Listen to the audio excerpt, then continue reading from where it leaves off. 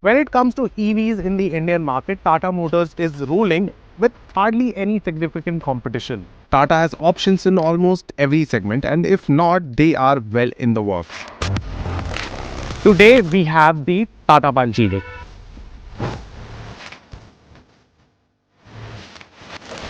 Now, we love the Nexon EV, but if that is a bit too big and pricey for you, the Punch EV saves the day. Significantly, this is also the first Tata EV to be based on its new, much more EV-focused Active EV architecture. The Tata Punch EV gets a new face to bring it in line with newer Tata models. The bodywork mostly remains unchanged, but the front has had a full makeover. You have a connected light bar similar to the Nexon EV. This also works as a charging status indicator. The light clusters are also similar to the new Nexon. But what's different from the Nexon is the front-facing charge port, thanks to the new architecture.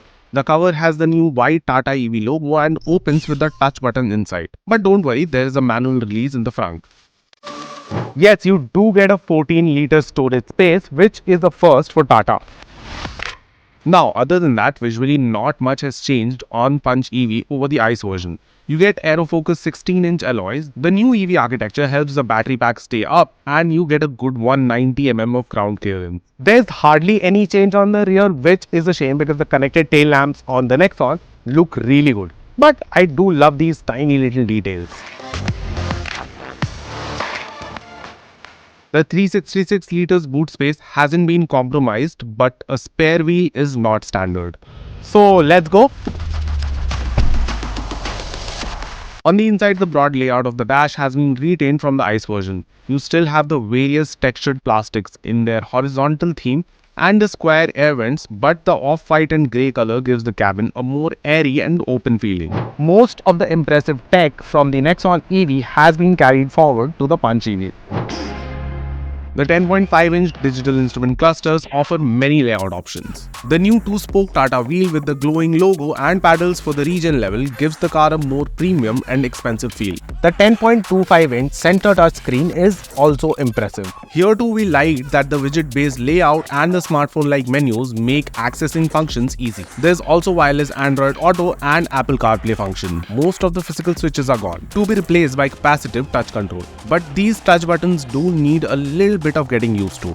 These new set of compact seats open up more space, thigh supports seem to be better, and the seats are ventilated. The center console holds the gear selector dial, but you also get cup holders which are missing on the Nexon. You get a long list of features that are on your screen. Safety is still of great focus. You get 6 airbags as standard, hill hold, hill descent control, ECS, TPMS, 360-degree cameras, and a blind view monitor. The camera offers some intuitive views, so parking is easy.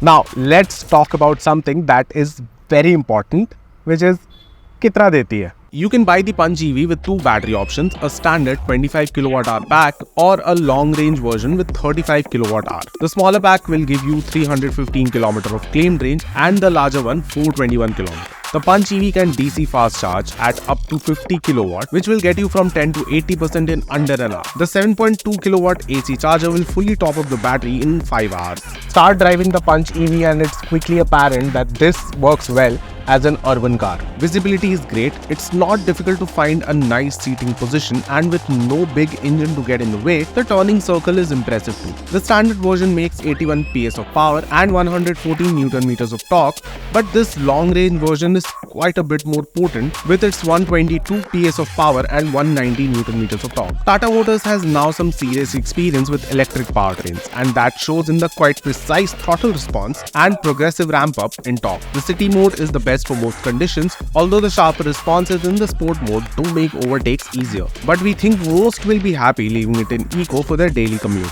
The regen function is well calibrated too. These Tata EVs drive surprisingly well, and the Punch is no different. With the stiff architecture and all the weight down low, you find yourself having quite a bit of fun around bends. As for the ride comfort, the Tata Punch EV handles rough roads commendably. You don't have to slow down too much over broken roads or gravelly patches. Priced between Rs 11 lakh and Rs 14.49 lakh, the Tata Punch EV is potentially another big hit for Tata Motors. The car feels like good value.